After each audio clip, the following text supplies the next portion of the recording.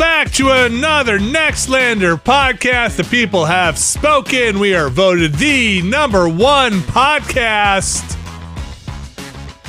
Not in the universe. That's already taken. Sorry. Mm-hmm. Yeah, let's say the galaxy. We're working our way up. We got to work our way up. You know, that's we got out of the solar system. That was where we started. That's the local election, and now we're moving into, bigger waters. It's a bigger one. My addled brain was trying to come up with a political joke, and I'm not sure if I should tell you what it landed on first.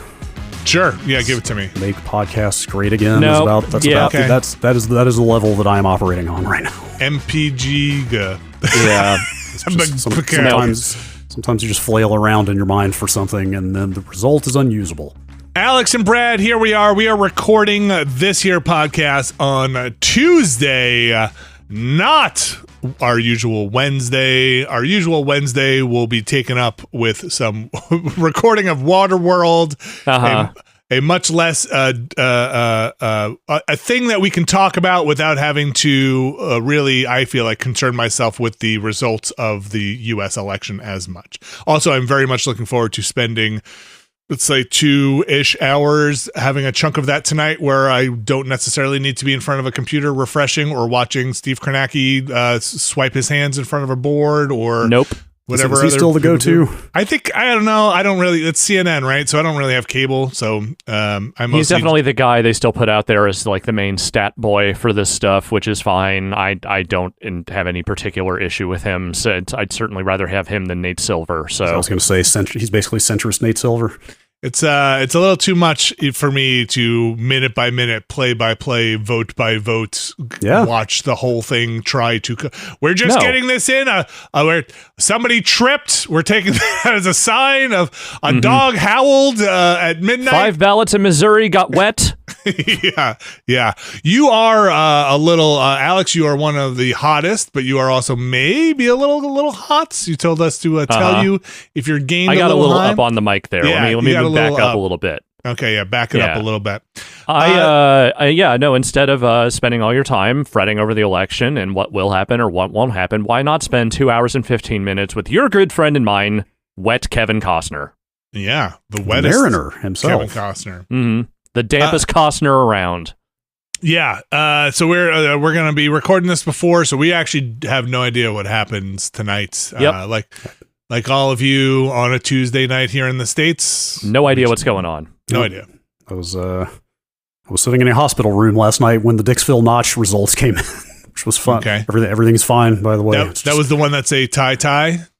Yes. Like a straight up tie? Yeah. So sorry, I didn't mean to interrupt you. Everything is fine. That's the town that has like 6 people in it, right? Yeah. Yes. The last couple of days have been a lot, but it's expected. It's all fine. Good. But in that environment and then seeing a 3 versus like a 3-3 tie come down, like quite literally the TV up on the wall, 50%. Yeah. Like, no, do not start this way, please.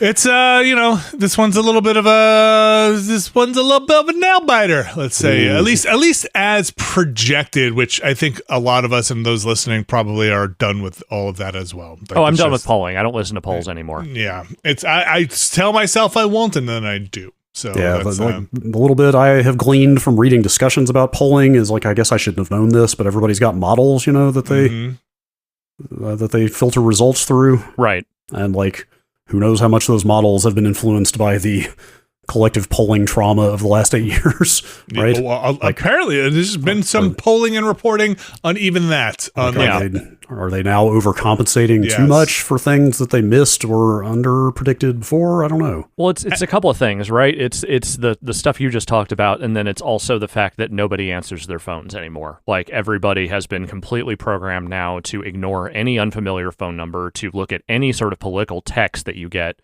and just immediately delete that shit because you get a nonstop barrage of that stuff. So if you're using any of those methods to poll people, like, I'd say like 99 times out of 100, you are just getting blanked. Yeah. And I would just, I'll say polling is an industry. People spend a lot of money on polls. Maybe it shouldn't be. And if you, let's say, have been not in the correct alignment for the last 2 big federal elections here in the States, maybe you do want to hedge a bit and try to say, we underestimated this or we underestimated that. there was just an article on polls that were like, there was that big outlier poll that I won't spend too much time here. That big outlier poll that just dropped from, was it Ohio? Iowa. Iowa. The Seltzer poll from Iowa, yes. That big outlier poll. And I was reading an article about that, about how some polls just wouldn't even release that data because it would be too outside the other polls, and just wouldn't. They'd be like, no, we'll get made fun of for this poll. So I don't know. Or made fun of is my interpretation of it. But, right. That's maybe not the word that actually that's not the used. word. That's not the actual reporting. Also, now there's the added wrinkle on top of like legitimate people who are like giving it their best and just maybe getting it wrong. Now there's also the added phenomenon of people who maybe are putting the grossly junk results out there as a way of building a pretext for something like malfeasance to come. You know what I mean? Oh, sure, like, sure. If we wanted to paint a picture, even if it's completely unhinged, so the seeds of excuse. I'll tell you what's different about this one than the last one in a positive way. I'm like kind of off of social media mostly, and that has been a much healthier diet. Like I don't, not a bad way to go. Yeah, don't really see the constant spamming of stuff. Some would say maybe I'm out of a loop, but that loop sucks, and so I feel pretty good there. There are places you can go where the loops are less just objectively bad. For instance, not Twitter. That's a good place to go. Anywhere that is not the current version of Twitter, which I will not call by its current name. Some of those loops are a little less inundated with the most bullshit. I still feel like wherever I'm going to go there, it's just going to be an echo chamber of yes. And that's fine. I'd rather that than hearing a bunch of lunatics screaming at each other. But yeah, where in America can you honestly go where you're not going to hear that? I don't know. Yeah. It was a rhetorical question. You know what?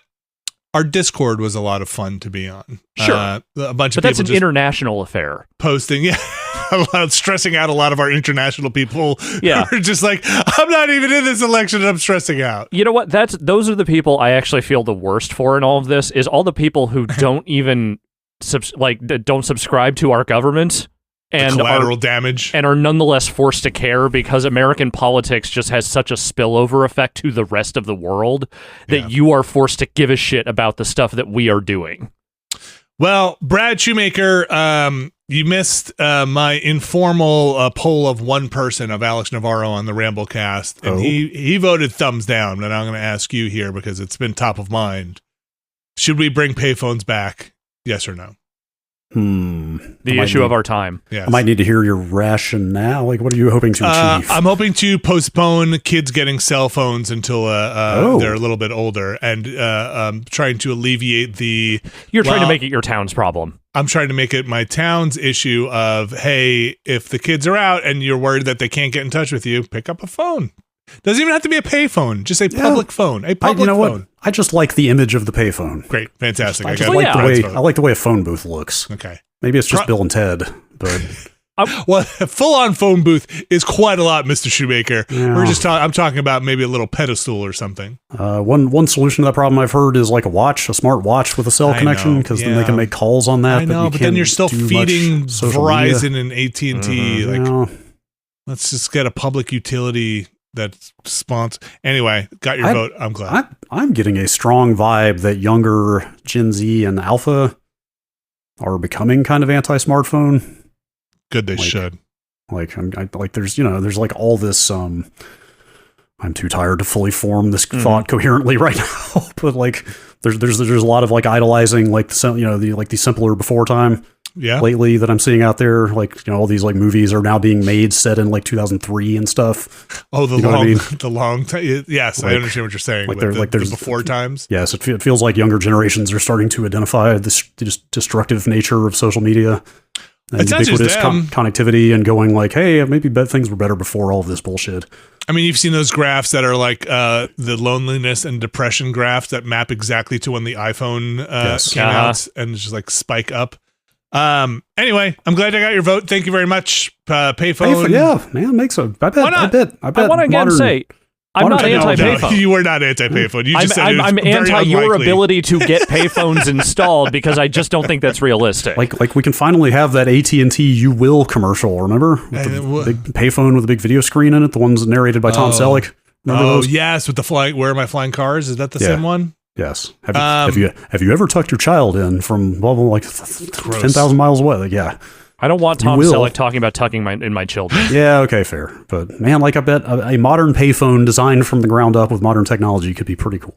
I thought if you put them next to, and again, this is probably a deeper conversation I don't want to get into, but let's just assume there are public institutions like libraries left in the world that have in the United States, and they have Wi-Fi. Why couldn't you get the phone near enough to the Wi-Fi of the library to do internet calls or whatever over there, and maybe that's subsidized by some beautiful benefactor. Verizon just does like a public utility. You mean like a mysterious benefactor? Like, no, it doesn't have to be that mysterious, but like, hell, Verizon just that way. fucking fund it. You know how many phone calls are going to be made? Do something nice. That's my campaign. Hey, fucking corporation, do something nice. It's literally not possible. Yeah, it's really orthogonal to the very nature of the corporation. Yeah, I don't know where you've been the last 40 some odd years of your life, but man, what evidence do you have that would ever happen? I know this is gonna be a tough case. You're right. Look, speaking of tough cases, I'm gonna start this show off by talking about a video game I wanted to play but actually couldn't wind up playing, and that's Call of Duty Black Ops 6. They won't let you anymore. Sat down to boot up Call of Duty on my Xbox because it's on Game Pass because of, purchases, acquisitions, I should say. And then I got through it, installed it, did the whole thing, and then it loaded up to, hey, make sure you signed in with your Activision account. And I was like, what the fuck, man? I cannot keep track. Do I not have you're owned by goddamn Microsoft. You don't have my Xbox account linked to some Activision bullshit by now? I played thousands of Call of Duty games by this point. How is this not just taken care of? Anyway, I go grab my phone. I'm like, all right, 1Password, Activision. Nothing shows up in my 1Password. I'm like, How is this possible? How do I, and I'm like, fuck, is it under some Activision game that so I look under Call of Duty, nothing there. Oh boy. So, and then I'm like, is it a BattleNet password? Because they're the same company. I could download Call of Duty from BattleNet. Remember when they merged up and they did the whole thing? Oh, yeah. So like, it's in the Schreier book. It's talked about how how mad Blizzard was when they forced them to put Call of Duty in that launcher. So I was like, maybe my BattleNet password is the same as my Activision password. Nope, that didn't work. Maybe my Microsoft login will get me in there. Nope, didn't work. And then I'm like, okay, maybe I actually don't have an Activision account. Recover my password. Nothing comes. Okay, maybe I actually really don't have an Activision account. I'll make a new one. This email is already in use. Oh no! Nice. You played all that DMZ. I'm surprised. I know. Yeah, I know. Something. So then I'm like, oh, okay. I go and I'm like, I'll go on the computer and let's go figure this out. I go to log into Activision.com. The story is way longer than it needs to be. No, this is good stuff. Activision.com, and it's like, hey, do you want to sign in with your Xbox? I'm like, yes, I do. Let's just sign in with my Xbox account. It's like, great. You're linked up. What's your Activision account? Oh, God damn it. It's like, fuck you. All right. Then I'm like, okay. I do the thing that everybody does. Activision recovery emails not coming to inbox, Reddit. Right? Let's see what happens. Oh my gosh, it's a whole thing. So people are like, okay, it doesn't work. Go to callofduty.com and recover from there, not from Activision.com. So I tried that. Nothing shows up. I was going to say, I feel sure there have been multiple versions of Activision accounts over the years. I don't know. I tried from callofduty.com. Doesn't work. I'm trying from other browsers. Maybe there's a session going that it doesn't work. Like, okay, I just want to play this game, but I'm not making another Activision account. I know I have one. Now I'm about 45 minutes past where I wanted to start doing this thing. And like, I'm like, okay, I'll just keep on banging on this. I try to recover that email, nothing works. I just give up. I'm like, I'm just not happening. I'll go do a support ticket. Great. I go start the support process, and it's like, known issue. I can't remember my password. Okay. I hit can't remember my password, and it's like, it takes me back to that same page of recovering the password. Yeah, okay. Like, okay, no. So I hit, then I go to the support thing. Okay, do you have an account problem? Yes, I have an account problem. And it's a big pop-up. Has your account been hacked? And I'm like, it's like, yes or no. I'm like, no. I don't think so. It's like, I'm definitely not, knock on wood, it's not hacked. And I hit no. And then it's like, okay, you have other support issues? Here, log into your Activision account to see your support options. At this point, I just shut everything down. Yeah. I was like, I'm done. Correct choice. So. I'm done. So, the story has an ending, though. Oh, okay. That was about 2.5, 3 hours ago. Yeah. About 5 minutes before we started this podcast, I got 2 emails. One from Activision to recover my password, and one from CallOfDuty.com to recover my password. Huh. Yeah, they did show up about like 3 hours after I sent them. Maybe there's just a lot of people requesting passwords right now. I mean, that game did just come out. Yeah, are we still in what constitutes a Call of Duty launch is so nebulous at this point? I have no idea. Like, are we still, we're still... I call it window. A week and a half out from launch. I guess they could still be under a lot of load. Could be. Oh, man, one of the composers of the Mass Effect soundtracks did the music in Black Ops 6. Go on. So I'm going to call this one even between whatever consolidation has happened with Activision and Blizzard and all the logins. I remember going through this with BioWare and being like, oh, I've got a BioWare login. Now it's an EA login. And now I have a KOTOR login, and all the logins had to get merged into one. Mm-hmm. And I just had to make new accounts at some point. And I feel like this is the problem we have with when companies get scooped up and there are 4 different logins for really what is essentially the same company, right? Yeah. At some point, your Microsoft login should be your, it's going to be hard, and I don't envy the task, but should be Battle.net, Activision, Bethesda, every subsidiary should be unified in some way and tied to, if you're playing on Xbox, tied to your Xbox account. Probably, yes. Yeah. Because I have played Call of Duty on an Xbox and on a PC and had my account stuff go back and forth, right? So clearly there's an Activision account there. I have played with people like you guys who might be playing on a PC. Yeah. And I'm joining a game, right? So I knew there was something there.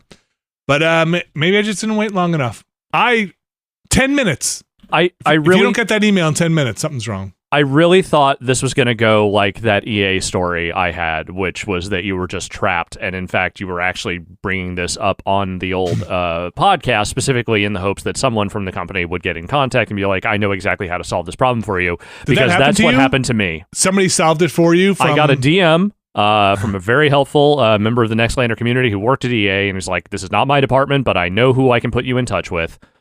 They did, and I went through the support process. And I did lose, I think, a couple of entitlements of way old EA PC games that I had from forever ago. Not a big deal. Not anything I was going to be playing in the foreseeable future.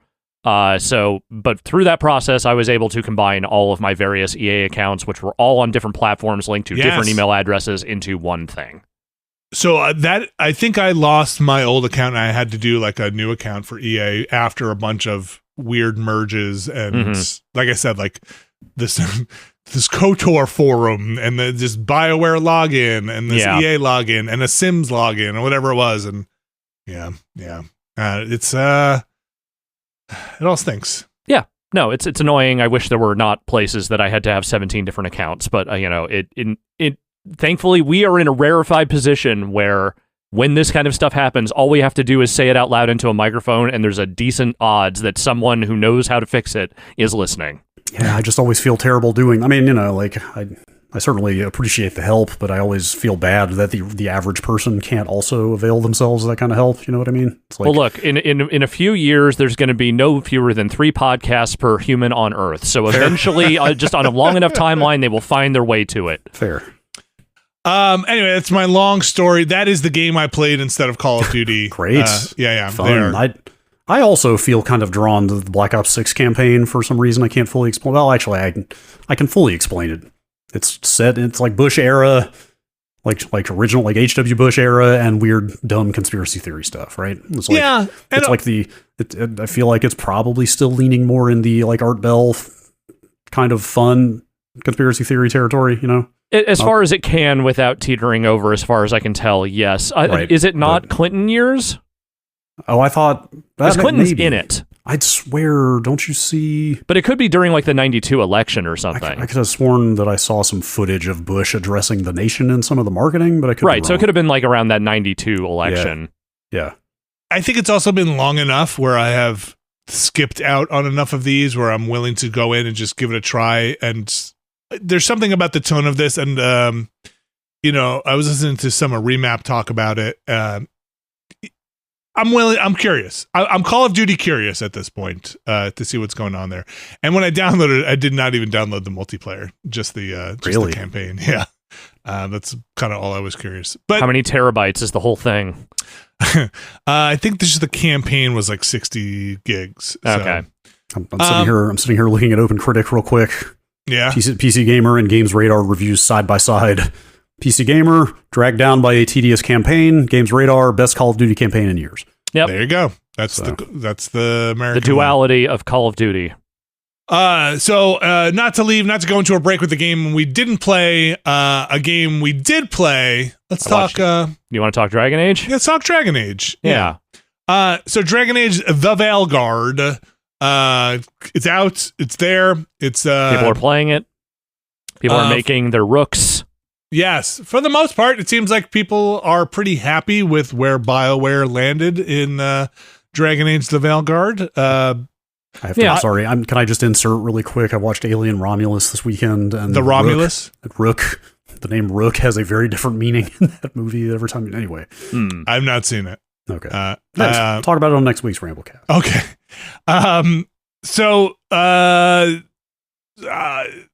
I guess the short of it, my first takeaway is didn't grab me at first. I did not enjoy the writing necessarily. I thought the whole thing seemed a little saccharin's not really the right word. Is the word I have frequently seen used to describe some of the dialogue. Yeah, like it wasn't like overtly like quippy in your face, like super cheeky all the time necessarily. But there is a quirkiness to some of it. Yeah, there's like I guess Dragon Age isn't the most like high fantasy ever, right? It's like pretty high fan. Like the other ones, I think were pretty high fantasy. But there's something a little like modern about the way the characters speak. It just feels like it could come from like any property and not necessarily something that is a little bit mystical and a little bit remote and archaic and arcane. Mm-hmm.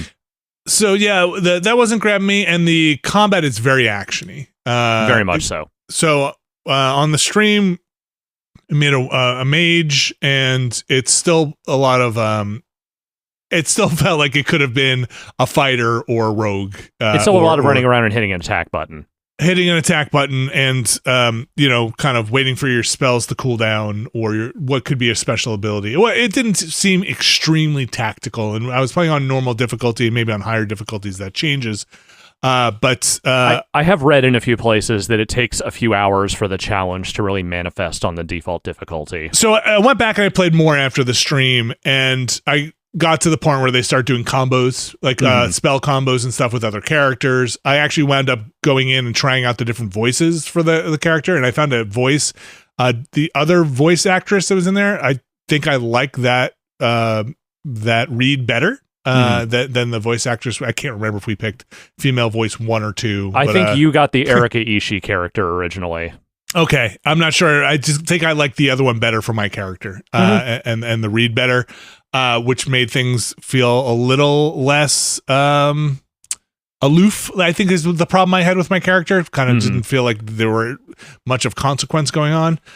So things started picking up. I got a little more invested in the story, though it still feels like you're kind of running around linear maps. It feels like to me it hasn't really opened up to a point where, or maybe it just did open up when I put it down to a point where it's like, okay, you can just go explore this bigger mass. Yeah, my understanding is it does, like, there are open areas to explore in that game. I just think the tutorial takes a good long while to get you there. Yeah, like, around the part where I put it down was, I think they were like, okay, we've got these multiple tasks now. It's up to you to kind of take them on as you want, right? Mm-hmm. Like, now you can go do these things. So I did kind of come around more on it from when I was on the stream, and I will probably sink my time into it, is what I'm thinking here as we move forward. The progress seems to move at a pretty quick clip there, where you're just getting points pretty rapid fire for leveling up. You get your tech trees or your skill trees for your companions eventually.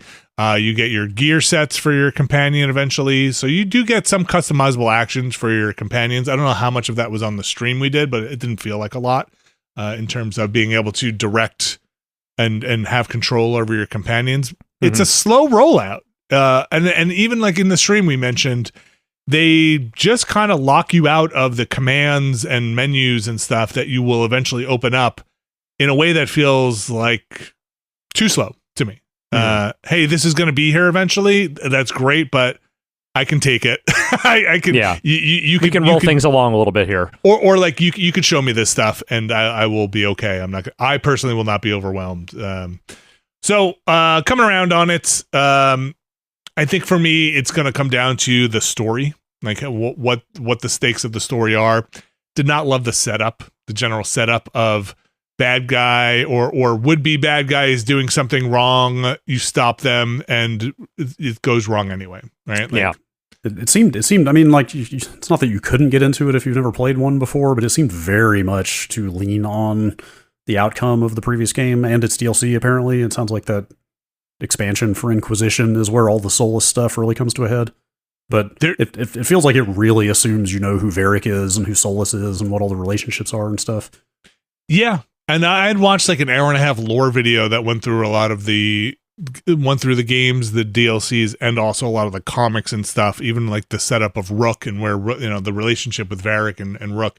You're right. Like there's a lot of assumed knowledge going into that thing that even a couple of hours in or more than a few hours in, still I don't think has been made explicit. And their lore library is not great. Like it's pretty shallow. Like it has a lot of entries, but most entries in there are like one sentence long, or at least that's what it seemed like to me as I went looking through. It's been a long time since the Mass Effect Codex. Yeah. Really though, right?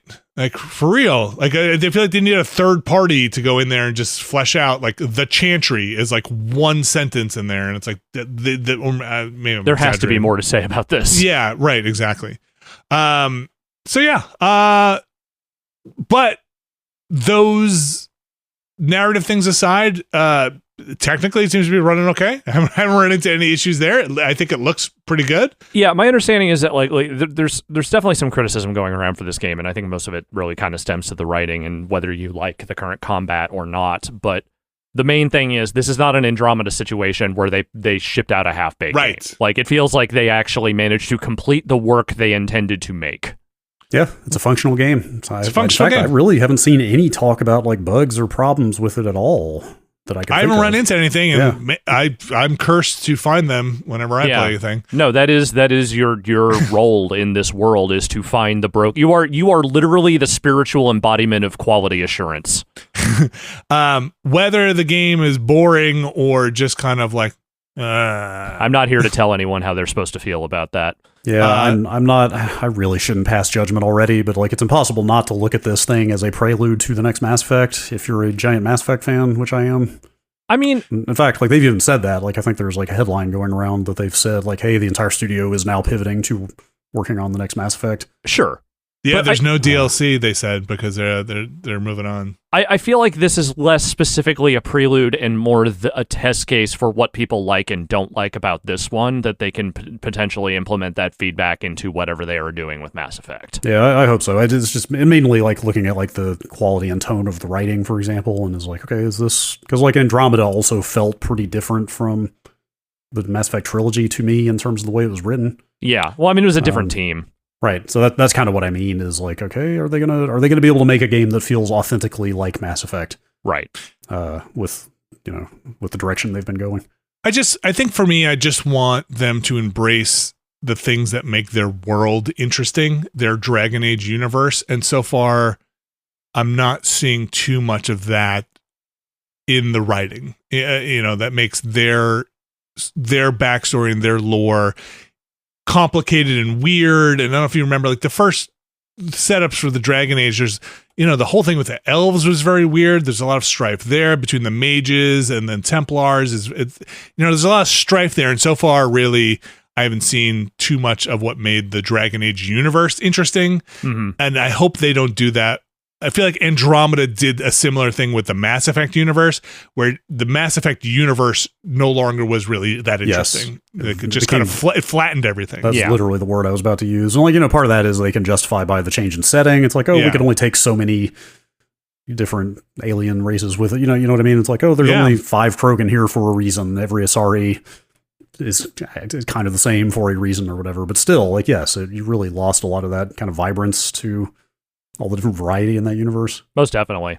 Yeah, so that's really my hope for Mass Effect is like, look, you don't have to have one-to-one analogs for the horrors of our real world and everything, but there is some interesting stuff that was happening in the Mass Effect universe and also in the Dragon Age universe where they have particular evils and ills and people who were wronged in their universe, and sometimes they're morally gray and sometimes they're not, and sometimes it was ham-fisted with like, hey, make this decision to make it go away, and sometimes it was not. Sometimes it made you think.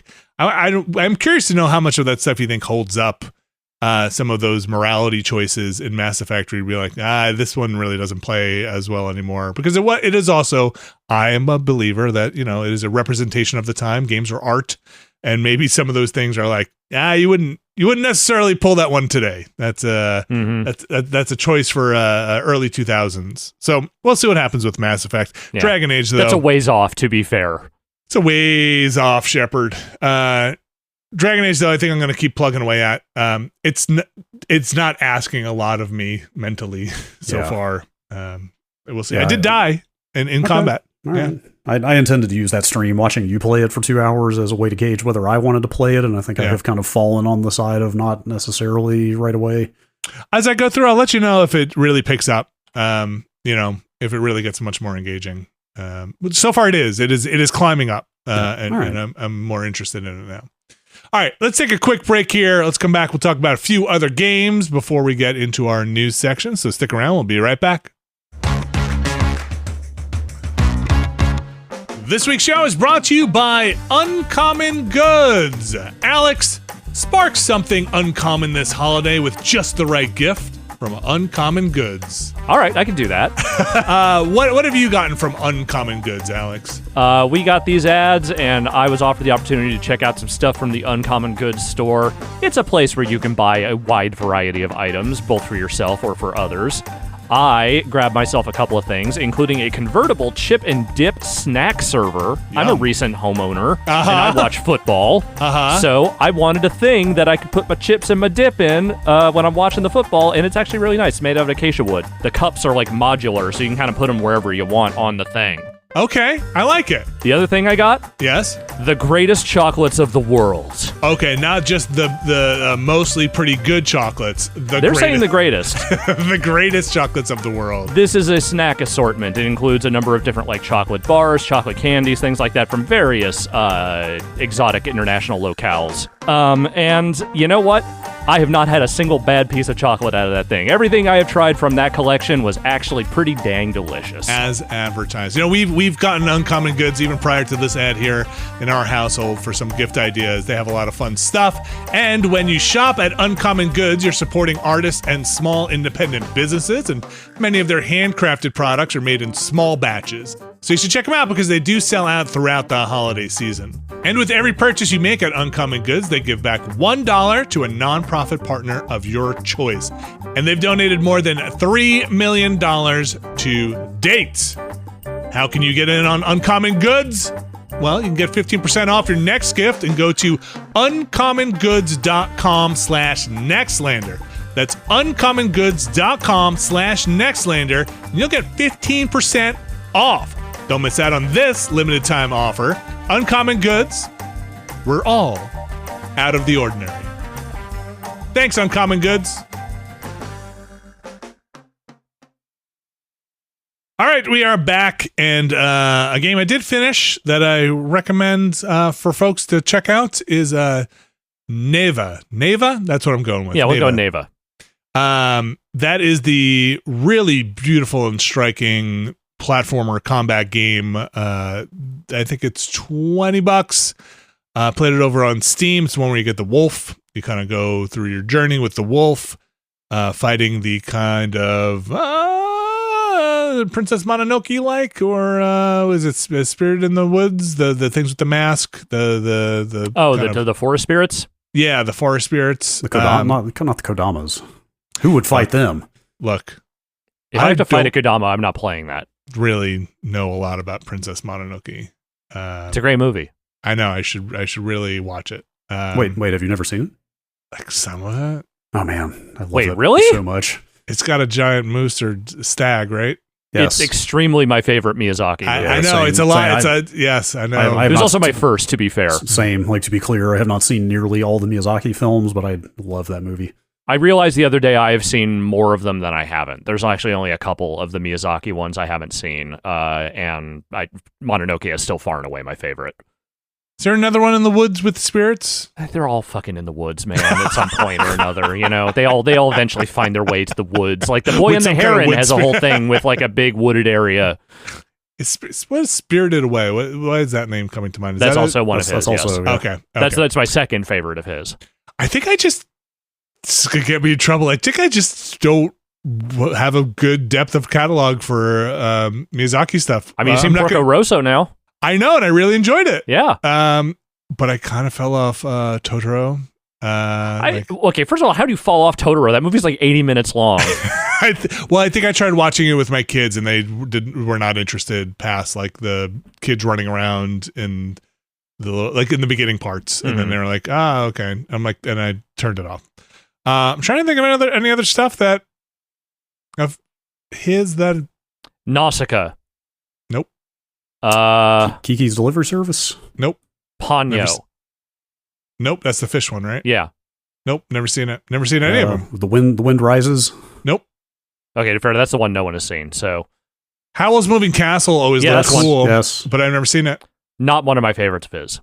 I think that's it might be Ursula Gwyn, based on the book or whatever. My wife really likes her books, if that counts. Is that a Gwyn movie or book? I'm not sure. Maybe. I believe it is a novel by somebody, I believe. I should look it up. There's also the Earthsea adaptation, which was a Ghibli work, but it was Goro Miyazaki that directed that, and that did not get good reviews. Is that the one? Howl's Moving Castle is by a different author. Oh, it's the Crestomancy author, right? Fuck, I don't know, dude. What's a Crestomancy? Diana Wynne Jones. Wynne, that's why I thought it was Gwyn. Yes, okay. Yes, she did do those books. Right. I don't know why I thought Ursula Gwyn. Who is Ursula? Ursula Le Guin. She's Le very acclaimed, kind of mid-century American. She's the Earthsea person, isn't she? Yes, Wizard of Earthsea is her. Okay. Yeah. So Tales of Earthsea was a Ghibli production, but it was a lesser Ghibli production. I'll put it this way: I took a fantasy literature class in college. Okay, and good. we spent half the semester on Lord of the Rings, but I would say Le Guin was probably like the second most represented author after Tolkien. Yeah, that makes sense. So like she's like very acclaimed. Diana Wynne Jones was the other author. That was the Crestomancy author. Was that her name, Brad? Look, man. Yes. Okay. Diana Wynne Jones. Yes. Underrated, my wife would say.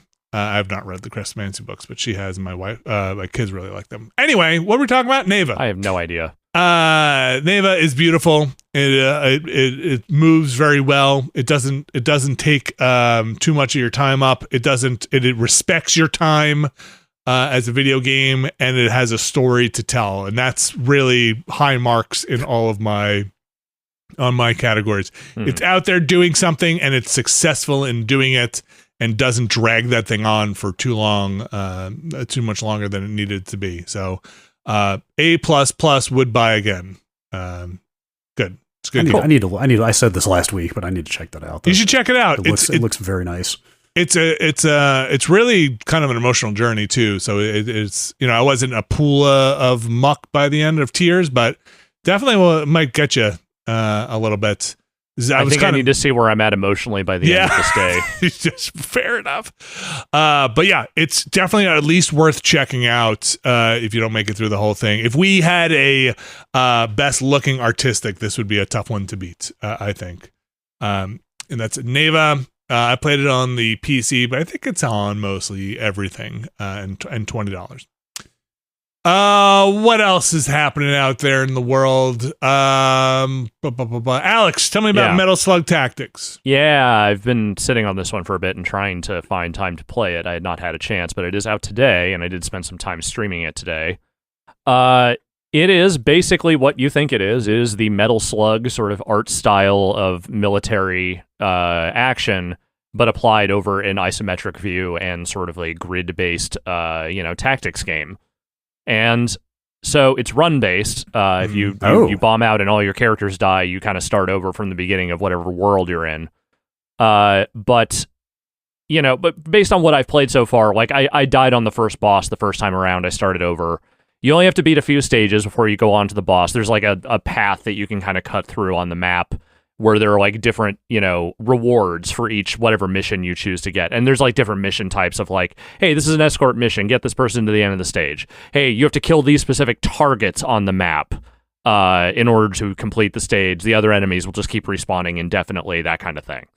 And it's the Metal Slug art style of it's very, cartoony, like very pixelated sprites and just kind of over the top depictions of soldiers, shall we say, and giant tank. You do get in a tank. Even if you're on the battlefield, there is a tank in some stages, and you can put a character in that tank and have that tank go around and shoot guys. Great. Is the tank the Metal Slug?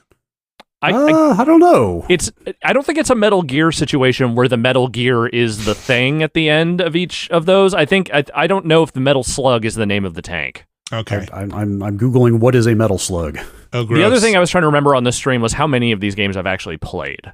And the thing is, I have no idea because a lot of Metal Slugs tend to kind of run together at a certain point. Yeah, I know I've played the first one. I know that. I know there's at least 3. I was going to say 3 main series ones. There's also Metal Slug X, which I think a lot of people have played. Do you get a rocket launcher? So the way that the attacks work is that each of your soldiers has their baseline set of abilities they come in with. And then as you are going along, as you beat stages, you unlock new perks, new abilities, new like both special abilities and also boosts to your current abilities stats, which you apply for that run. Okay. But there are also like permanent upgrades I think you can unlock as well. Okay. So like if you bomb out and you make it far enough, you'll get some kind of boost your next run through. There's like a between run shop that you go into. You've played these kinds of games before. Yeah. You know exactly what they're going to be.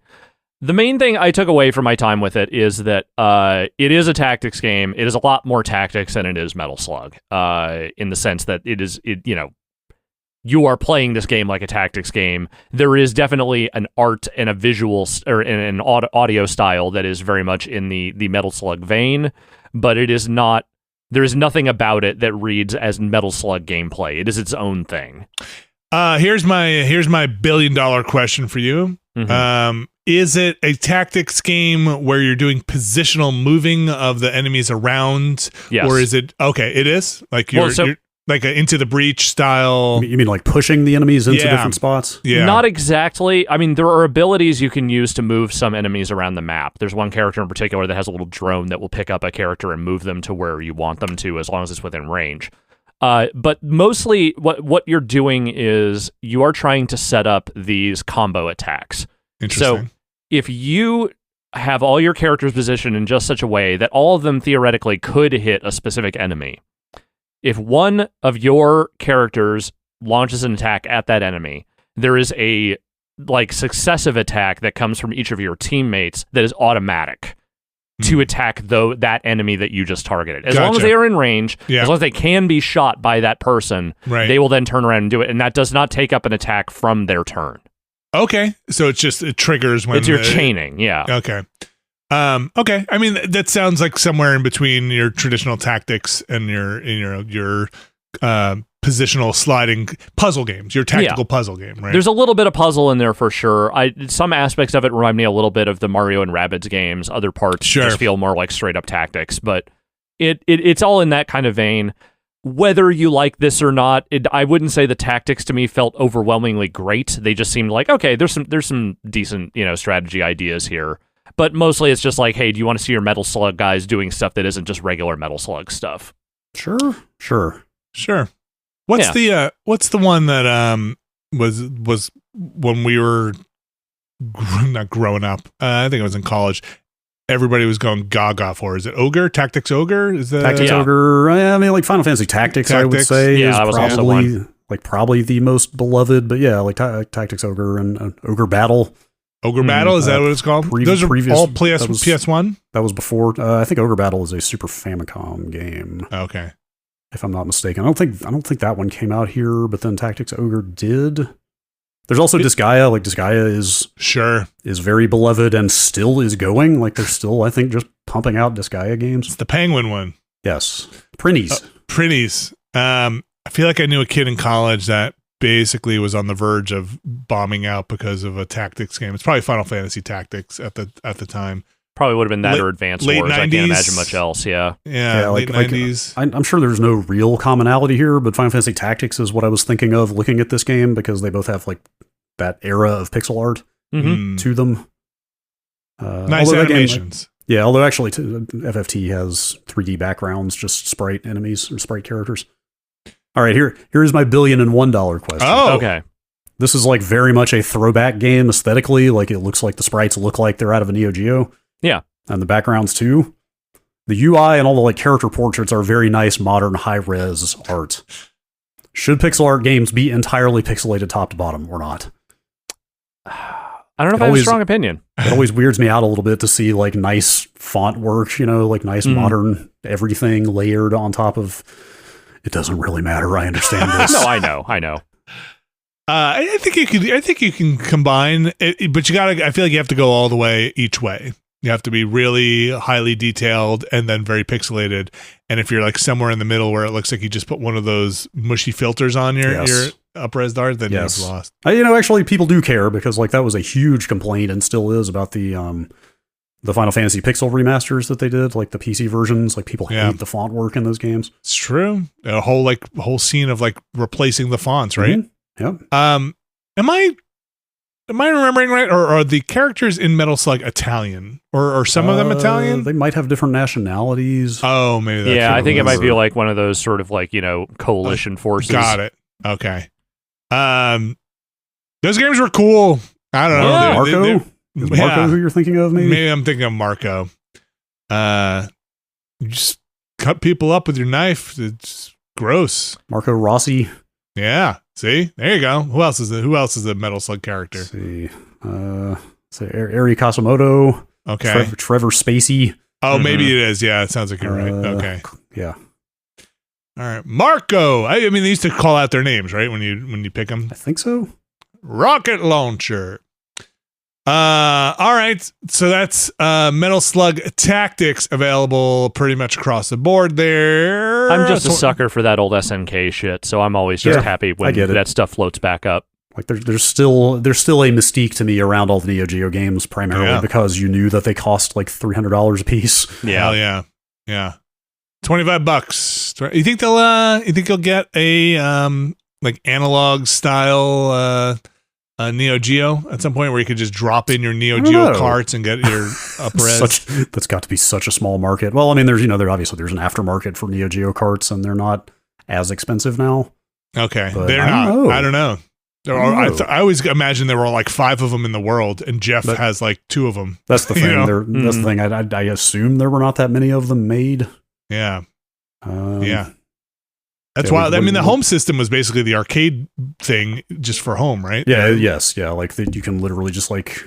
Well, I don't know what the mod scene is like these days. There's like a BIOS that you can just kind of flip and do both versions on the same hardware. Wild. A wild system. Yeah. What did he spend like $1,200 on Mark of the Wolves? That's something like that. I think it was in the $700 to $800 range. That was the legendary one. It's a true collector. All right, so that is Metal Slug Tactics. Just I have a couple of things I've been touching, but really didn't spend too much time with. But continuing with Life is Strange. I'll have more on that. Let's see in the future. I think I'm trying to juggle in my head now. We're at the point where Game of the Year is coming up, and we're probably going to wind up doing something along the lines of our Game of the Year list, but not necessarily a full site thing. And now I'm trying to think of like, all right, I need to figure out what I'm going to put time into for things that have a chance to be on my list, right? It's that level of, do I want to invest all this time in Dragon Age, or do I just keep going until I'm like, this isn't going to make a list at this point? Should I put the time into something else? Like, there's always Metaphor Refantasio out there, right? Like that's a big, 60, 70, 80 hour plus game. It's tough when you're, I feel like I'm doing the juggling right now. And then I should finish up Star Wars, but we'll maybe talk about that a little bit later about when to jump back into Star Wars. Definitely getting back to some stuff that we'll detail in the news. And then Silent Hill 2 is one I'm going to keep going. I've been streaming it, so I'm going to keep doing some more of that this Thursday. I'm going to jump back into there, which I'm really enjoying. Is it weird to shout out a game I wanted to play and have not played yet, so I can't necessarily endorse, but it looks cool? No, shout out a cool looking game. I'd hoped to play some of this before this week, but things have been a bit hectic around here. But Beyond Galaxyland, I don't think I know what that is. I had not even heard of until late last week, and I just came across it. Came out like a month ago, 6 weeks ago. It's like it's $15 on Steam.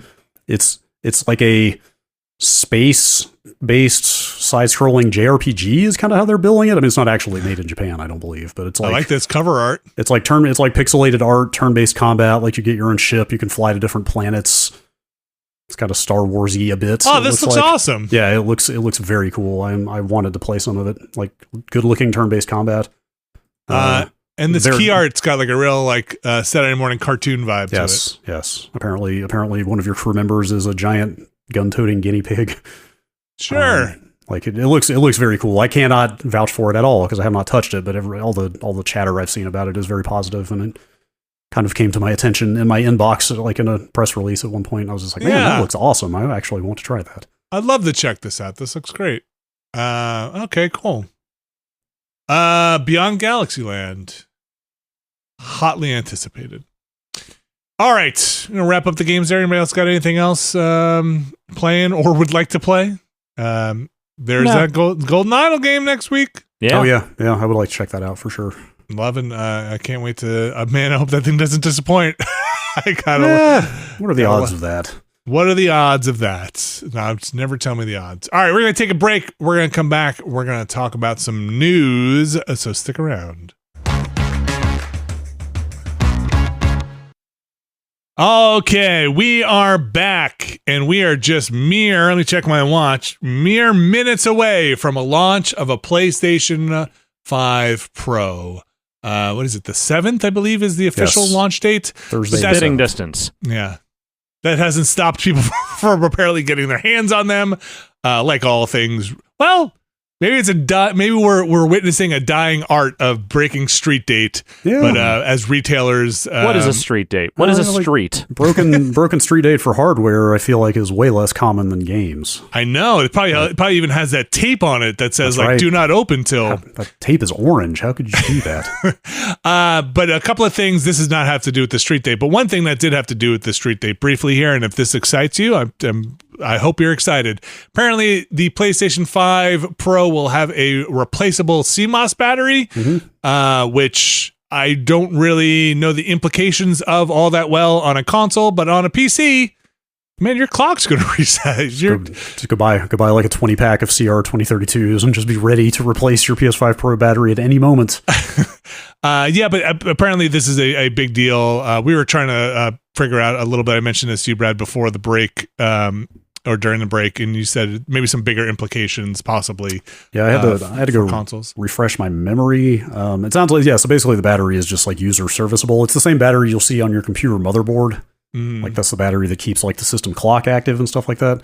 The thing that was going around, and I don't know if anybody ever like fully verified this is the case or not, was that the concern was that if the PS5's battery died, you would no longer be able to play your games offline without being connected real sucky to their servers, which, especially if that were to happen, say, 10 or 15 years from now, Yeah. when those batteries are likely to die and those servers are no longer up, oops, no more games.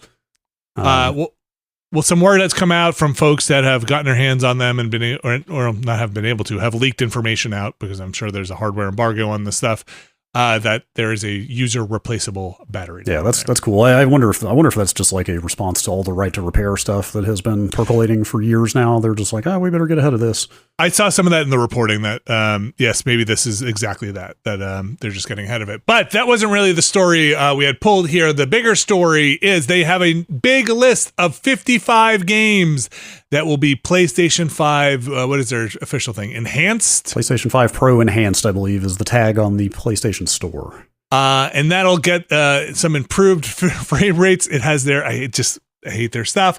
Their PSSR, their PlayStation Spectral Super Resolution. Yep. I needed another goddamn acronym for what this is. Just the same thing, DLSS, right? This is same concept. Yeah. Okay. They're using their own training, their own machine learning, but same concept of higher resolution at lower resolution frame rates. Right.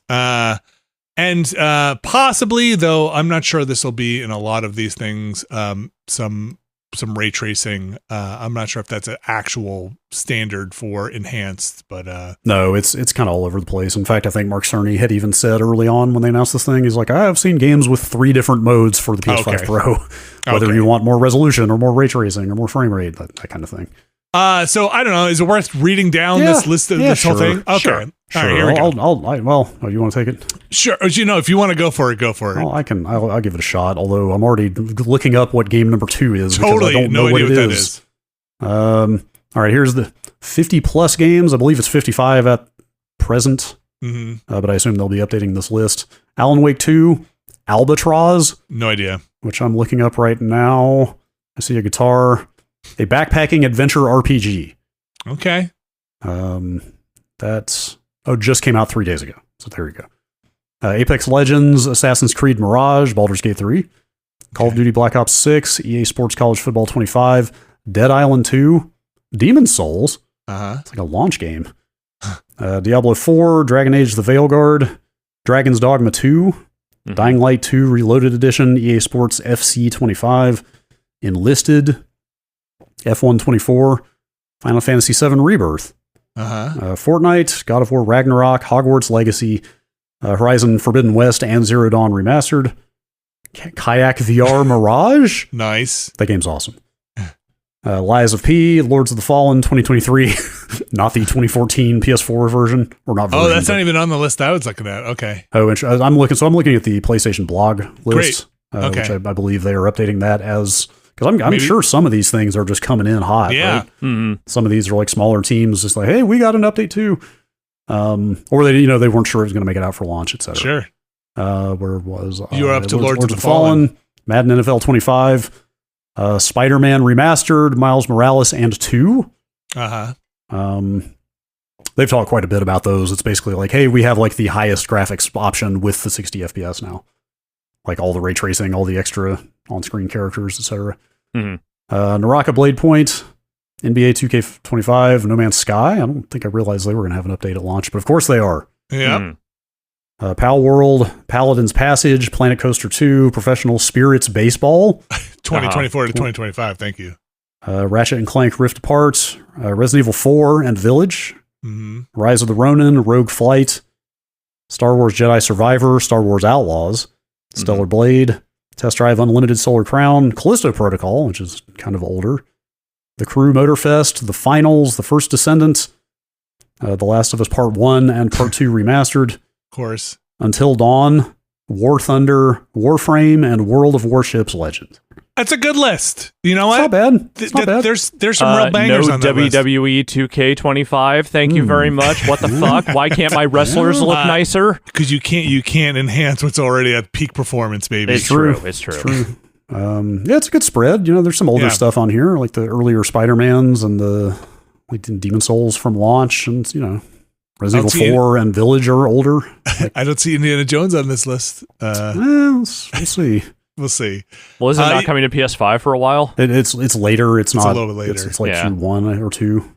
I just think we talked about this at some point. If they were promoting it last week, I'm very curious to see if that gets the enhanced tag or not. Or is Microsoft going to allow that game to look better on the competitor's platform? Good list. A lot of these games remind me that there's. Did I play Rise of the Ronin? I feel like I didn't. I don't think every time I see that game come up, I don't think any of us did. I should try it. But Star Wars Outlaws. Glad to see that on that list because that means I assume that we'll talk about this in a hot second here when that game's update comes out. Like, I'm looking at the wording on this. Brad, maybe it says it better in the official release. Does it say that these are ready to go as of launch? Yeah, these are all ready at launch. Ready at launch. Okay. Yeah. That's cool. That's a good list. Yeah, there's stuff on here I'm interested in. I mean, I know you finished Rebirth already, but this is a good excuse to get back to that game because that one's a big one to me because it's still not out on PC or anywhere else. So this is still the only place you can play it. I'm pretty excited for Star Wars being on this list. Yeah. I'm actually pretty excited for Baldur's Gate 3 on this list. I own that game, I think, on every platform at this point. So not so much Call of Duty because I'm playing that on Xbox or trying to play that on Xbox. I'm curious to see how Dragon's Dogma 2 does. I wouldn't mind playing some more of that, and that game kind of struggled on the base PS5. Yeah. So there's really good spread of stuff. If you're gonna get into that Until Dawn, you can do it on the enhanced now. Yeah, good list. I don't know. Still, does that justify the $700 for that console? No, I don't know if that does. But I do. No, not a ton of VR on there. Yeah. Yeah. There's not a ton of VR. Kayak VR Mirage, I think, is the only VR game I see here. Is Naraka Blade Point a VR game? I don't know what that is. Don't believe so. Okay. What did you call me? I can't repeat it again. Yeah, fair enough. Yeah, I can only do it once. All right. Well, you know what I'd like to see, even though I wouldn't play, is Callisto Protocol. I'd like to see that. Oh, did you ever play that? I did. I finished it. You did? Did you really? Yeah. Okay. I like that game. And also, they did the they did a very 2008 era thing with that game, which was put out the actual ending of the game in DLC.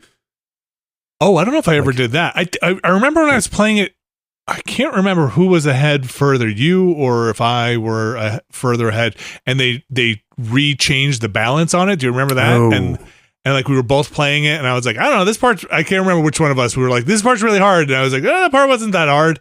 And then we looked it up, and they had just done like a big balance pass on it. Yeah, I liked that game. I like the ending of that game was good enough. Like you kind of call it a cliffhanger, but like it. If you never played the DLC, like it's adequate as an ending, but apparently the DLC picks up right there. So I've thought about going back and playing that DLC, and this seems like a good excuse.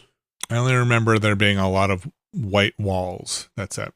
I don't remember exactly what happens. A fight. I remember a fight. Yes, that last boss sucks shit. I remember it maybe sucking some shit. All right, that's the PS5 Pro again. That should be coming out any minute here now.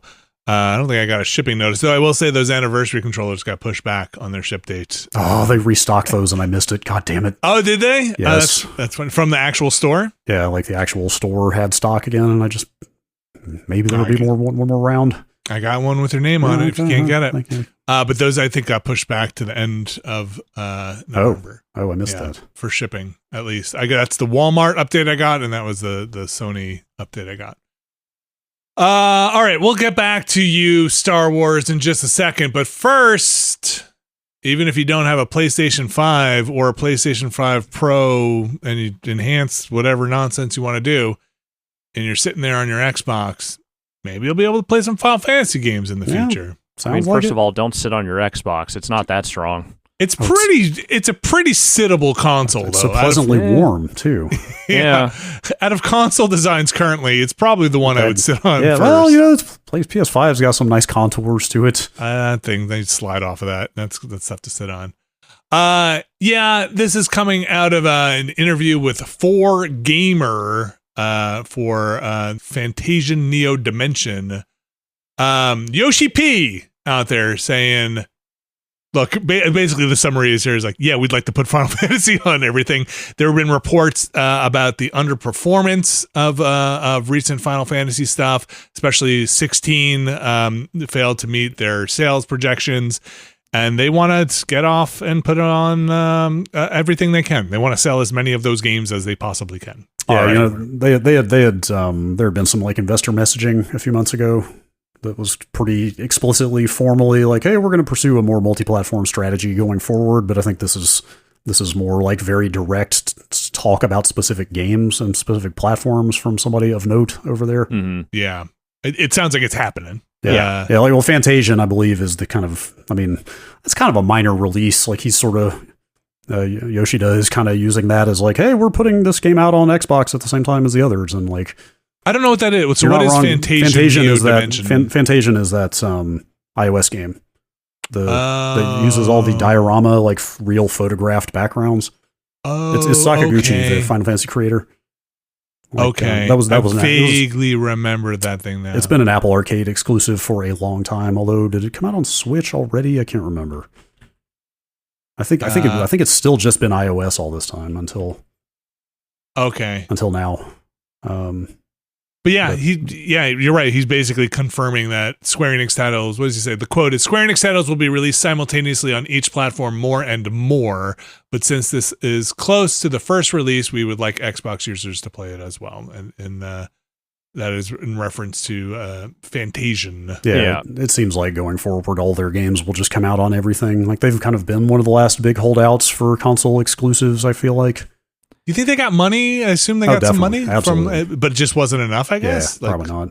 Well, that's the question, and that's the other thing I want to just circle back on here briefly, is that we have to stop letting them attribute any decision making or anything they do to failed sales projections, because literally every game they put out is failed sales projections in one place or another. There is just nothing that they ever put out where they don't say, this failed to meet our expectations. Before, Square Enix? Yeah, before not actually specifying what those expectations were. Well, 16 and Rebirth both are very expensive looking games. Extremely. Did they say Rebirth didn't meet their expectations? I mean, they haven't come out and said that game specifically, but that's kind of they hinted at it. That's, reading between the lines of, what time frame they're talking about and which games came out then, and et cetera, et cetera. Like, yeah.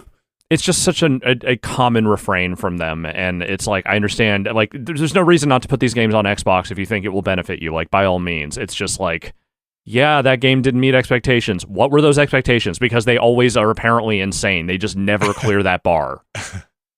Look, they don't have IDOS to kick around anymore, huh? No, they shoveled that off on someone else.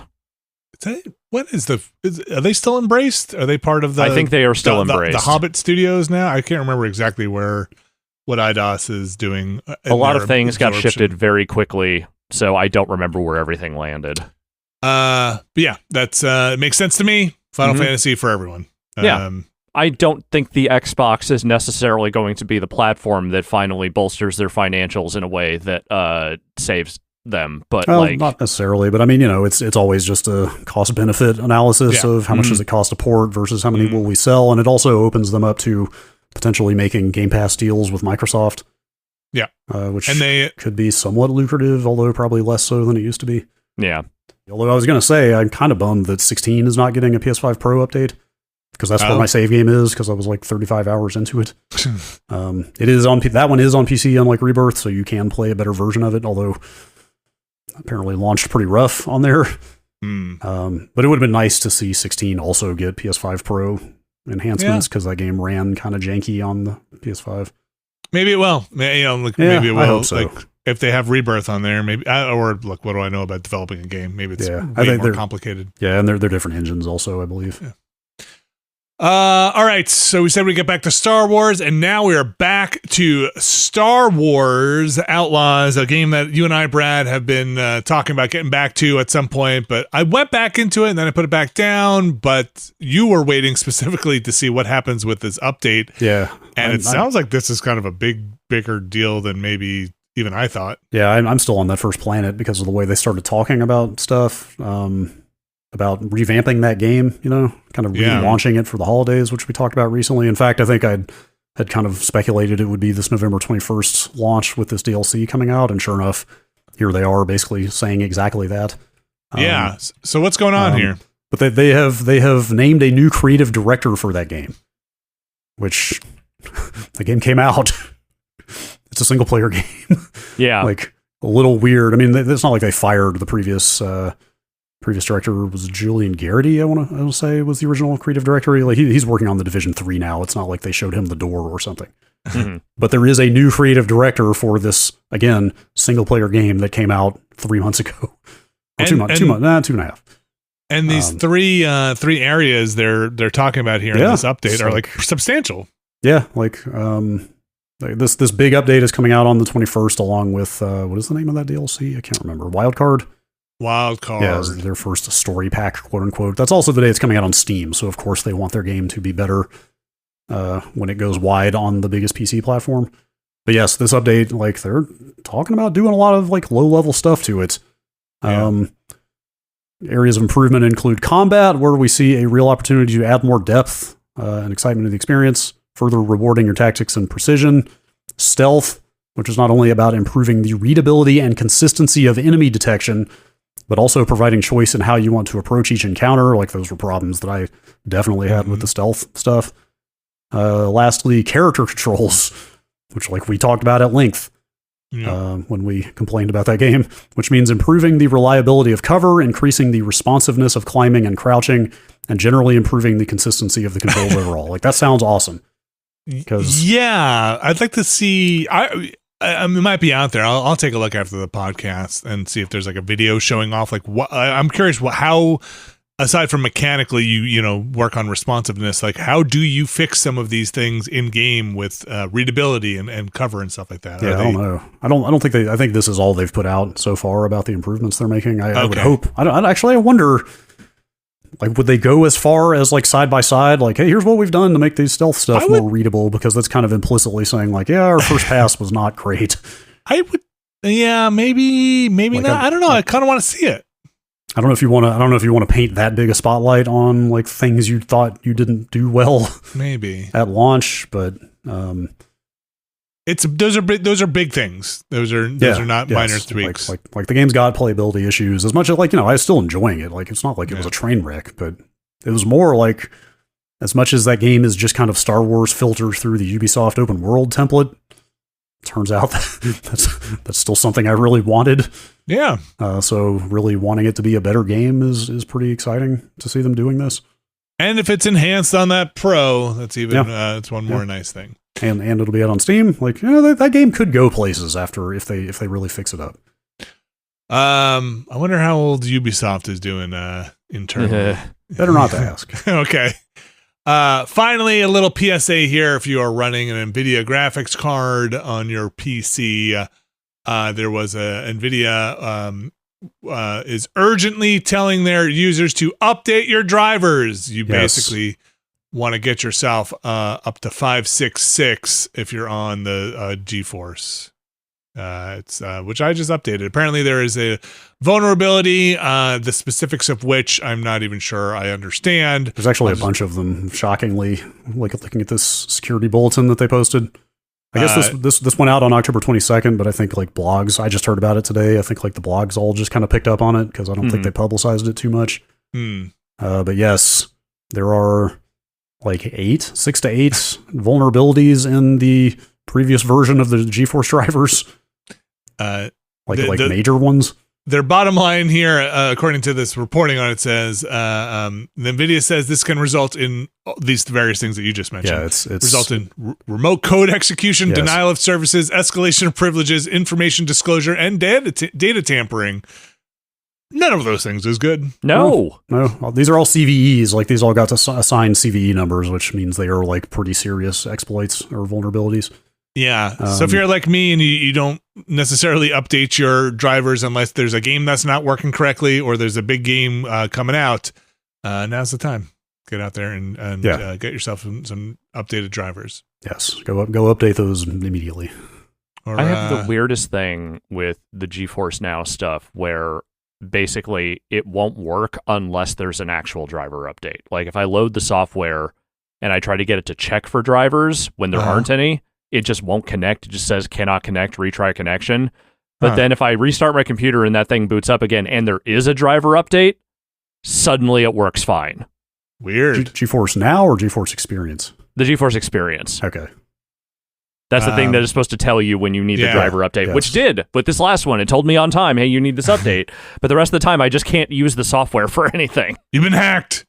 I have gone back to 2001 era classic, going to their driver page and downloading new drivers. Yeah. I stopped installing the GeForce Experience. Same here. As soon as I got Sunshine on these machines and didn't need GeForce Now, that thing came off. And it sounds like by all accounts they did a whole like new version of that thing this year.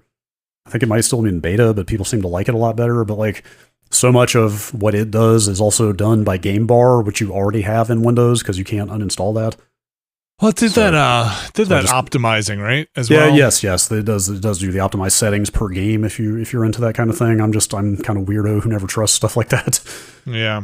But I feel like some games built that in pretty well too. That stuff is fine. But as far as like recording your screen and stuff like that, a lot of those things you can do with Game Bar already. Oh, you can? I didn't know that. You can do video recordings? Yeah. Oh, that's neat. I mostly use that Game Bar for managing my audio. Nice, quick Windows G. It's got a nice audio switcher. It does a lot. Like Game Bar actually got pretty good at some point. Yeah. It does. It's one of the few things I feel like on this Windows 11 install that I'm like, cool, I'm here. Today I tried to figure out how to turn off on the start menu all of the suggested advertisement things to the right of the start menu. Like, what the hell, man? Let me know when you figure it out. Apparently, according to the internet, you can't. Just get rid of it all. So, unless you put some third-party stuff on there, which is like, dude, I'm like trying to live my stress-free life here. I know it's an election day. You don't have to keep popping up all the like giant election things for me, man. It's tough. It's real tough out there. Yeah. I think that's the news there. Brad, are you getting your PS5 Pro delivered to your house hopefully this week? Okay. Yes. Are you excited for it now that it's coming up? Yeah. Yes. I'm excited to check some of that stuff out. Like I want to play Rebirth and make it look better. Sure.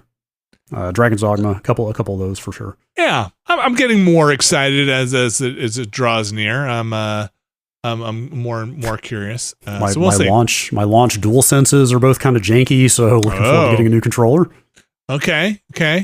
I actually I forget what we did on the PlayStation 5 here, but it's in the office with me, and I haven't put it back in the den because we're minutes away here. By the time the kids do have off on Thursday, so they might want to play it. We'll see. All right. I should have mentioned this during the game section, but I'll just mention it now. I booted up. I have a Minecraft server that's still running. I should ask you for those Minecraft files at some point from when I did the thing. I think they're still up. Are they? Can I download them from somewhere? Let me see. Okay. If I can remember my headline for that story on Giant Bomb. I should grab them from the world. But I booted up. There it is. I'll send it right to you. Well, do these download links still work? That's the question. Oh, that is the question. Yep. They still link straight to the Giant Bomb image Google Cloud bucket. Remember that? Oh, wow. That's still up? That's where I put those files, apparently, and those are still downloaded. I'm surprised that is still... Okay. And I went in and on our server for my family's Minecraft stuff, went in and I did the stuff we did during Giant Bomb, which is put on all the... I don't think we had actual ray tracing at the time, did we? No, was that we were... Yeah, that was pre... Well, so that was pre, like, Minecraft RTX is what they called it, because it was in collaboration with NVIDIA, but also that was its own version. Yes. I don't think that was compatible with... Actually, I think that was compatible with regular Bedrock, but we were on the Java edition, so that wouldn't have worked anyway. So long story short, no, we were using like the user-made like graphics packs and stuff. So now they have user-made graphics packs too, but they can access a lot of the RTX stuff, even for Bedrock, that you can get. And I went in and I made it all look nice and cool, and that's still an awesome game to look at with ray tracing on. Like Minecraft RTX is still one of the best ray tracing demos there is, and it sucks shit that they have basically abandoned it. Well, like you could just put it in your Bedrock It's still there. You can still. What I mean is they stopped working on it. Like I think there were like a bunch of bugs that they declared will not fix. Like they have stopped updating it. Is what I mean. Well, I downloaded. I don't know if people are into the Minecraft scene, but Kelly's RTX packs and a bunch of those things, and that game just looks cool. And it's one of those things where I called the family in to go look at it, and they all are like, "How do I make mine look like that?" I'm like, "You can't. This is only on Dad's PC." We did that stream. Like that was awesome. We did it because you can put like a bunch of glass blocks down and actually see how it like warps and refracts stuff in any fun way. Very cool. It's like going to the Exploratorium or something. It's just like an exhibit at a science museum. How does light work? That's exactly what we did. We're like, put a candle down behind this glass block, see what happens. But there's also this is people again who are keeping up with Minecraft. There's a trials thing in Minecraft now they added where you can go find these trial dungeons. And my son and I found one, and then it was time for dinner. So I didn't actually get to go into it, but I'd like to go see what's going on there. But we finally found one. Minecraft, that game's still going. Yeah, it will never stop. It will never stop, no matter what happens. All right, that's going to do it for the news. Brad, you got an email or two here? Yeah. Pluck out. I'm just going to say real quick, I pulled up the Minecraft RTX page, and at the bottom, latest ray tracing news, and there's nothing. Oh, and I hit load more, and nothing loads. Oh, so I don't think they're working on that thing anymore. But I think you can get. I think there's third party stuff. Again, I am no Minecraft expert. I just wanted to make it look cool. Okay, emails. Let me pull a couple up here. Here's kind of a serious one from Kevin in Salmon Arm. Okay. Yes, that location is called Salmon Arm. Mm-hmm. Salmon doesn't have arms. Not supposed to. Hoping you guys can give me some advice on giving my 2 weeks notice to my current employer. Oh boy. Okay. That's it. That's no context. So like, because my first response is like, how positive do you want relations to remain with these people and this company? I mean, look, there's a lot of factors here. Uh-huh. I think 2 weeks, depending on your jobs, 2 weeks might be very generous or might not be enough. Like it's, it depends what your role is at the job. Yes. Yeah, I mean, everything here depends on what you want, what you like, what level of spite we're dealing with here. Like, there's a number of factors that can go into this. Realistically, even if you were deeply aggrieved, even if there's a lot of spite, like it really is to your benefit to just keep it professional. Unless you feel like that bridge is going to benefit you by burning it. Like I don't want to. Like we're really getting off on a negative foot here. This is probably totally just normal. Yeah, let's assume it's normal, and let's assume a not completely. And I'm not trying to undermine the position, but not completely essential role where it's like you should give like 6 months notice, right? You don't need a what do they call a succession plan, right? For your role.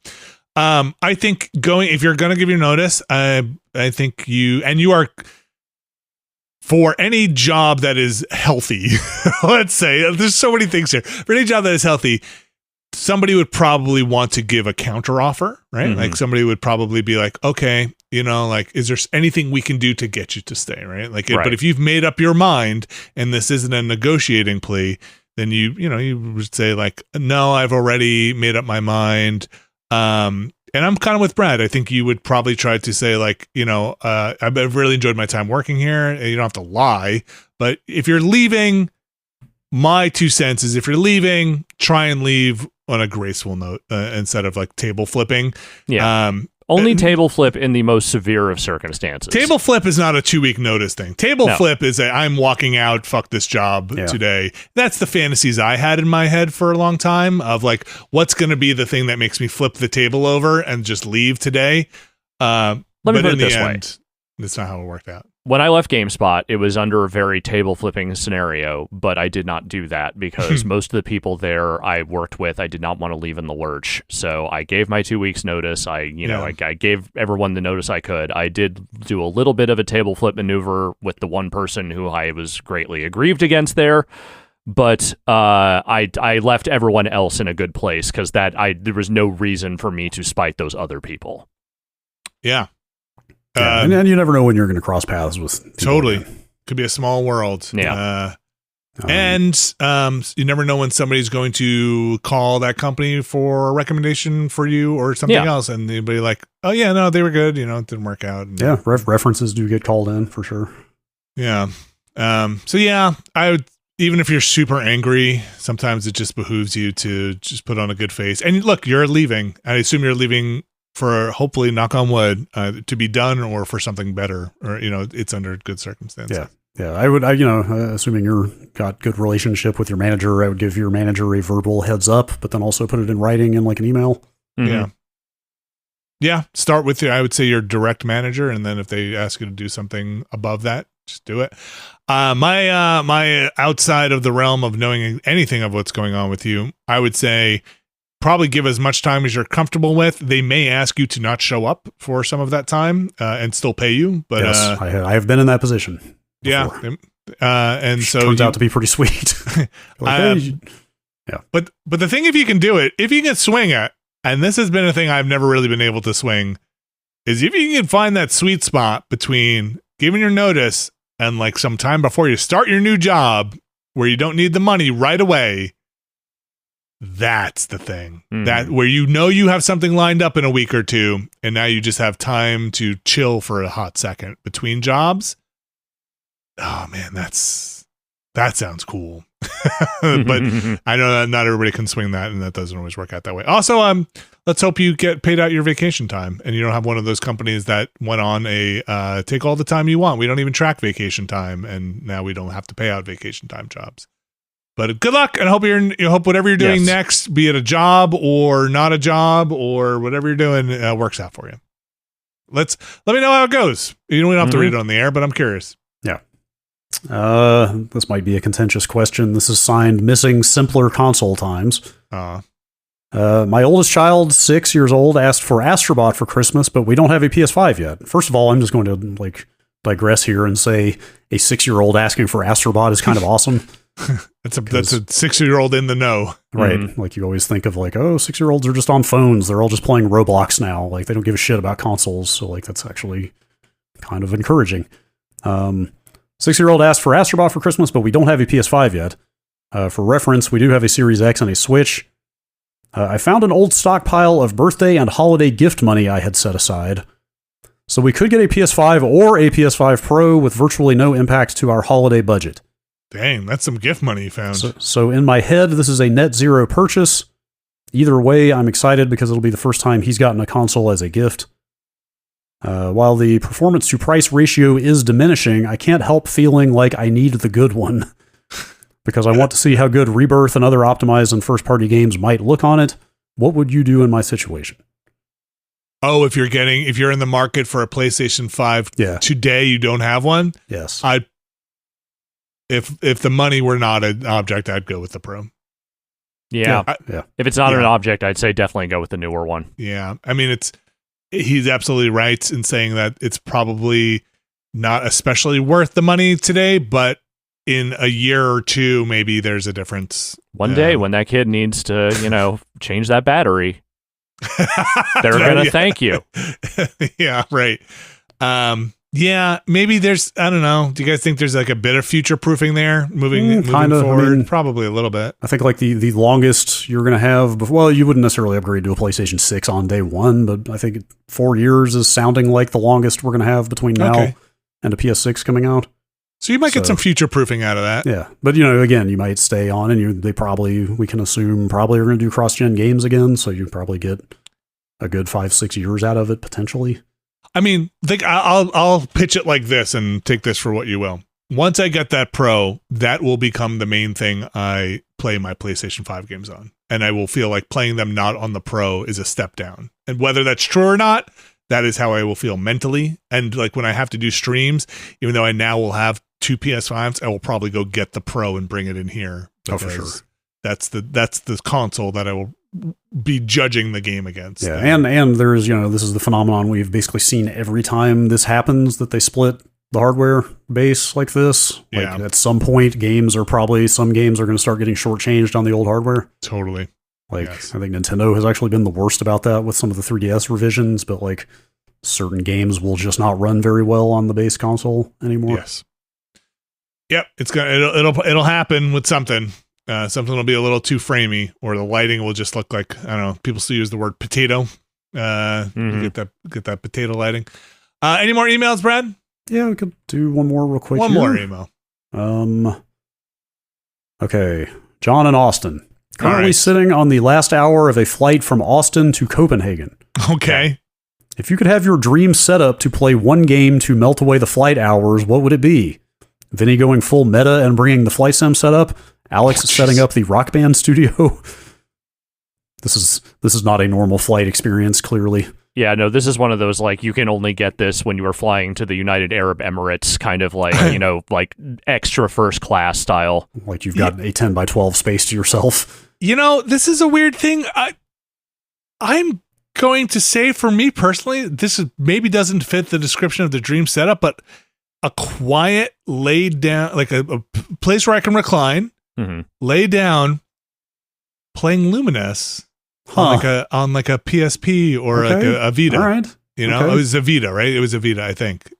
You can do that now. Yeah, that's what I'm saying. Like, I think that's my ideal situation. But what I can't get is like fully reclined, right?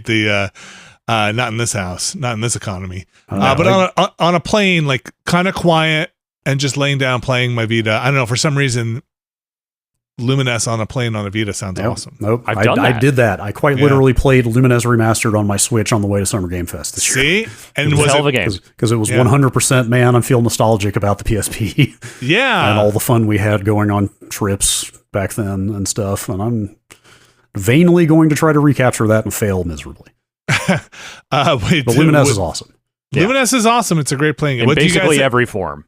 Do you have any more elaborate setups than that? No, like I bounce around too much. I don't think I'd want any one thing because, like, I want to read a book for a while, and now I'm going to play the Switch for 30 minutes, and now I'm going to look out the window. Sure, and then I'm going to read some more, Like, I always bring like 3 or 4 things that I cycle between when I'm sitting, in a plane seat. I do crosswords. Sure. Let's restart. I don't fly anymore. but you did once this year, at least. I did once, but now I will try and bring a crossword, and I did that crossword on that train that time too. I find them just to occupy enough time, and then I do the same thing. I'll switch to a book, and then when I'm like tired of the book, I don't play as many games on transport as maybe I once did. I think the inherent flaw with the setup here and the pitch that they're making is that you are still in an environment, no matter how much space they give you, turbulence is a factor. Like, I will want to be playing an electronic drum set when the plane starts bobbing up and down, because that's extremely dangerous. So I think anything that is still, I'm seat belted into a seat and don't have to worry about, necessarily dealing, like flying out of my seat while I'm playing, that would be great.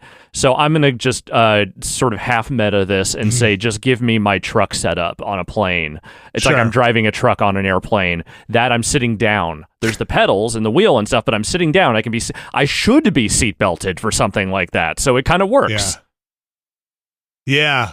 I don't know if I want to play a flight sim while I'm on a plane. There's something like unseemly crossing about the streams, like flying a kite at night. Like the ultimate meta experience would be to replicate the exact like route you're flying. Oh yeah, and take off at the same time the plane is taking off, and like try to fly it in real time. Okay, the most expensive D-box you can get. But that's like, you are staring intently at the virtual version of the literal scenery that is outside your window. You're in the cockpit, though. You can see out the front. What if you did it in VR? Then you'd really just get the whole scene. You're just gonna smack the person next to you. Let's assume that there's some room in there. Nope, regular economy class. Vita, beautiful system. It's a beautiful system. It's no SP, but it is a beautiful system. Honestly, I'm just gonna say my desktop PC. Like, that's it. Just my desktop PC and the proper like gigabit connection, and you're good. I could easily spend 15 hours finding things to do. Sure. Yeah. Like if a push came to shove, like a factory game, like a Satisfactory or something, probably burn a good 15 hours. All right, those are the emails. Thanks, everybody, for emailing in. The email address, podcast@nextlander.com, podcast@nextlander.com. We got a bunch of stuff going on. We had, let's see, on Monday. Well, no, actually today, Alex, you said you streamed some Metal Gear Tactics, and I saw some Vampire Survivors. Metal Slug Tactics, and some Vampire Survivors. Thursday, I'm going to jump back in. I think the Silent Hill 2 is my plan. And then Friday, we're all getting back together. We got to figure out exactly what we're doing, but we're going to try and get together, do some streaming on Friday. It's hard to, again, I mentioned this somewhere else, hard to see through the fog to the end of the week. Like we're like right in it right now. Yes. But we'll be back on Friday. And then over on Watchcastland, we have started our box office underperformers. It's hard to say box office bombs because of the little asterisks you have to put next to Waterworld. Shaking our fists at Waterworld. Yeah. How dare you make money? But Cutthroat Island is up now. And you know what I read, Alex? What's that? In our Discord? What? This is the best one you've ever done. Wait, really? It was a comment I saw today. How is that even possible? I don't know, but it's the best one. Okay. So if you want to get on the best one, Cutthroat Island is up there now. I have no idea what I did that made it so much better. But first, thank you, and I will try to do that again. And like we mentioned before, Waterworld will be up next week. You can check those out. Go over to patreon.com/Nextlander. Patreon.com/Nextlander. Check out the Watchcast there. We got the Planorama up there. Never Been a Better Podcast is up there. Oh, I got to schedule our next one. Scheduling around the holidays is always a tough one. Check out all that stuff over on the Patreon. We have one tier there, though, that gets their names read on this here show. And Alex Navarro, would you mind reading our mysterious benefactors for this week? I do mind, but I will do it anyway because I love you. Oh, and I love them, so it's a transference of love. Fantastic. Our mysterious benefactors for this week are Sean Miller, RRE, Infelicitous Rips, Casey Park, Kelly F., Brian Lucier, Skywarp, John Hubbard, Evan Cook, Mark Wilhelm, Jerry Lee, Deirdre Voted, Gary Pejsky, Robert Fisher, Bunny Fiend, Jad Rita, Statics, Fantasticasm89, Brian Murphy, Randy Duax, Randy Alderson, Crow, Andrew Tiepkin, Alex Wu, It's Me JP, Edward Chick, Andrew Slosky, Steve Lynn, Matthew Herrig, David Campos, and Tyler Treese. I love you all. You can hear it. Except for Crow. I need to know next time. Should I say it just like Crow, or should I do it like the Mystery Science Theater? Crow! These are the questions. Let me know. I'll do this for you. You pay for it. I'll do it. Thanks, everybody. Thanks to all our mysterious benefactors, and thanks to everyone who supported us. Again, patreon.com/Nextlander. Also want to give a quick shout out here. Coming up this weekend, you may know him as the person who edits our shortened videos, those 20-minute digestible pieces of content when we do the big long streams. Will Crosby. You can check out fine work by Will Crosby, putting our nonsense together into shorter streams over on our YouTube channel. Is doing Extra Life November 9th. That's this Saturday, 12 p.m. Eastern. You can check that out at twitch.tv/subpixelteam. Again, that's Extra Life. Will Crosby doing it. The editor who works on our shortened up videos. Love that stuff. Also, there's a save point going on, remap save point, I believe, going on Thursday, Friday, and Saturday.